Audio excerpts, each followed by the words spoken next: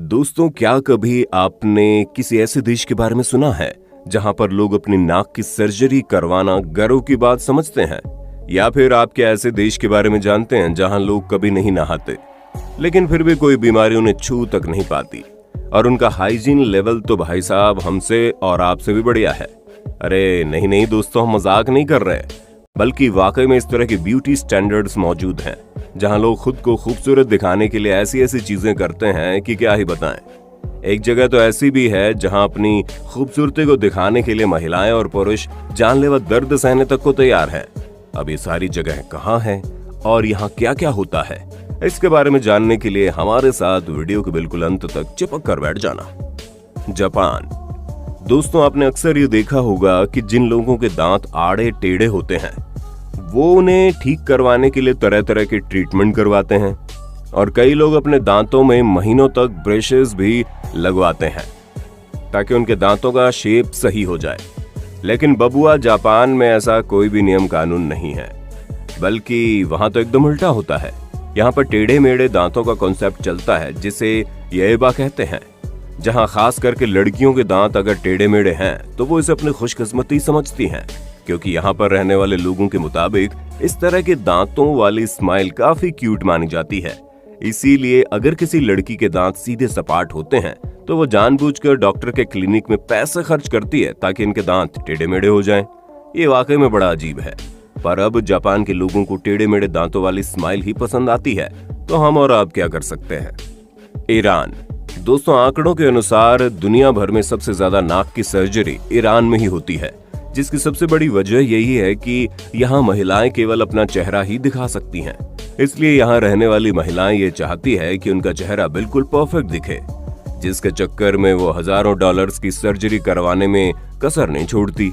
वैसे सर्जरी से याद आया, ईरान में अपनी नाक की सर्जरी करवाने वाले लोगों को अमीर समझा जाता है। इसलिए लोग अपना ट्रीटमेंट पूरा होने के बाद भी जानबूझकर अपनी नाक के ऊपर बैंडेज लगाकर घूमते हैं ताकि वो अपनी शान और शौकत दिखा सकें। और कुछ लोग तो उनमें एक लेवल आगे होते हैं जो बिना नाक की सर्जरी करवाए ही बैंडेज लगा लेते हैं ताकि हर कोई उन्हें हाई प्रोफाइल फैमिली का समझे, जो कि वाकई में गजब है। तजाकिस्तान। दोस्तों, एंशिएंट रोमन के टाइम से पोइट्स और थिंकर्स उन लोगों की तारीफ करते आ रहे हैं जिनकी दोनों आईब्रो उनके नाक के ऊपर माथे पर आकर मिलती है। इस तरह के लोगों को नेचुरल ब्यूटी के तौर पर देखा जाता है, खास करके महिलाओं को। हालांकि अब तो ये चीज अगर आजकल की लड़कियों से कही जाए तो उन्हें इस पर विश्वास ही नहीं होगा, पर तजाकिस्तान की महिलाएं न सिर्फ इस पर विश्वास करती हैं, बल्कि वहां पर महिलाओं और पुरुषों का मानना है कि जिस किसी की भी आईब्रो आपस में मिलती है वो इंसान न सिर्फ अपने लिए खुशकिस्मत होता है, बल्कि वो अपने पार्टनर के लिए भी बहुत खुशकिस्मत होता है। इसीलिए इस तरह की महिलाओं की यहाँ बहुत ही ज्यादा डिमांड है और जिस किसी भी महिला की दोनों आईब्रो मिलकर यूनिब्रो बनती है उन्हें वहां पर खूबसूरत महिलाओं की श्रेणी में सबसे ऊपर रखा जाता है। Papua new Guinea. दोस्तों, पापुआ न्यू गिनिया के साथ साथ कई सारी अफ्रीकन कंट्रीज में एक अलग ही तरह का रिवाज चला रहा है जिसमें लोग अपनी बॉडी में निशान बनवाते हैं। मर्द अपने शरीर में ये दर्दनाक निशान अपनी हिम्मत और ताकत को दर्शाने के लिए बनवाते हैं, तो वहीं महिलाएं अपनी एक्स्ट्रा ऑर्डिनरी खूबसूरती को दिखाने के लिए इस तरह के निशान बनवाती है। पर सबसे हैरान करने वाली चीज तो ये है कि जब ये लोग इस तरह के निशान बनवाते हैं तो दर्द होने के बावजूद उन्हें चीखना, चिल्लाना या फिर रोना नहीं आता है, क्योंकि अगर कोई ऐसा करता है तो उसे कमजोर समझा जाता है और जिसकी बॉडी में जितने ज्यादा और बेहतरीन निशान लगे होते हैं उसे उतना ही खूबसूरत और हैंडसम समझा जाता है।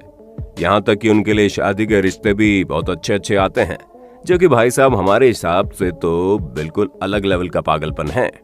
South Korea.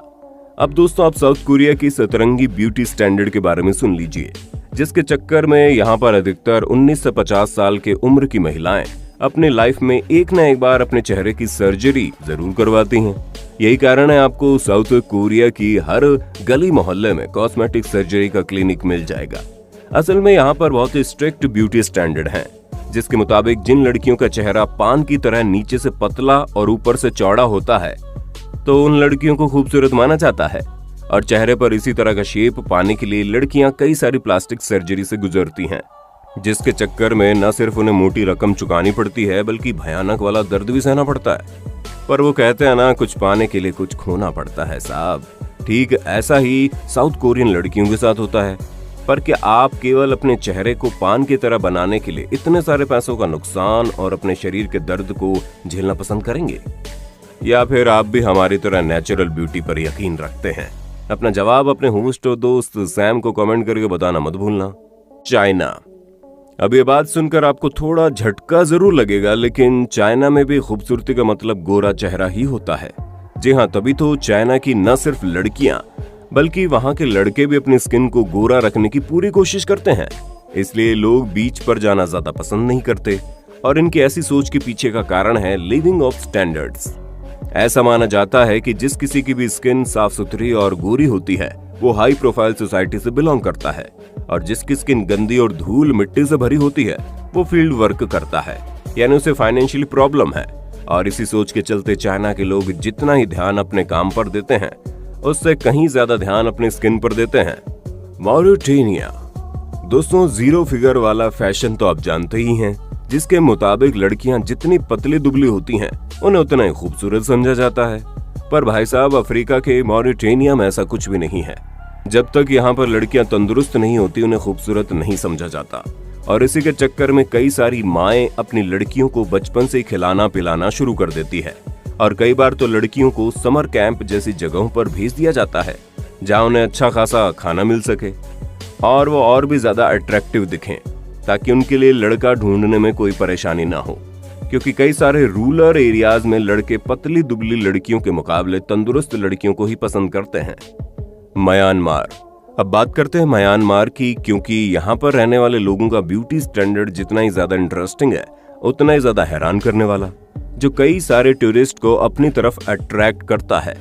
असल में दोस्तों, यहाँ रहने वाले पडुआंग ट्राइब की महिलाएं अपने गले में ब्रास कॉइल्स पहनती है, जहाँ केवल 5 साल की उम्र में लड़कियों को 6 रिंग वाले स्पाइरल पहनाए जाते हैं, और फिर जैसे जैसे इनकी उम्र बढ़ती रहती है इनके गले में लगी रिंग का नंबर भी बढ़ता रहता है। और ये चीज शायद इनकी शादी तक चलती है, क्योंकि शादी के बाद लड़की के गले में नई रिंग नहीं लगाई जाती है, बल्कि वो पुरानी रिंग ही ताउम्र उसके गले में लगाए रहती है, जिसे अगर वो चाहे तब भी निकाल नहीं सकती, क्योंकि इन रिंग्स की वजह से महिलाओं की गर्दन इतनी लंबी और पतली हो जाती है कि बिना इसके सपोर्ट के उनकी गर्दन टूटने का डर रहता है। पर ये सारा रिस्क ये महिलाएं सिर्फ और सिर्फ इसलिए लेती हैं क्योंकि इस कबीले के लोगों का मानना है कि महिलाओं की गर्दन जितनी ज्यादा लंबी होती है वो उतनी ज्यादा खूबसूरत दिखती है। नाम्बिया। दोस्तों, हिम्बा एक एंशिएंट अफ्रीकन नोमैडिक ट्राइब है जो नाम्बिया में रहते हैं। यहाँ रहने वाले लोगों के पास पानी की बहुत किल्लत है, इसलिए ये वही पानी इस्तेमाल कर पाते हैं जिसे जमीन से निकालते हैं। ऐसे में आप समझ ही सकते हैं कि इनके लिए नहाना कितना मुश्किल हो जाता होगा। पर ये लोग नहाते नहीं हैं, तो इस गलतफहमी में मत रहिएगा।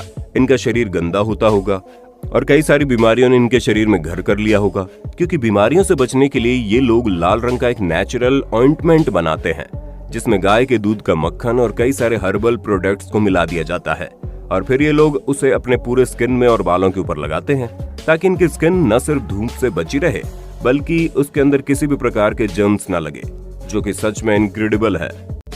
न्यूजीलैंड।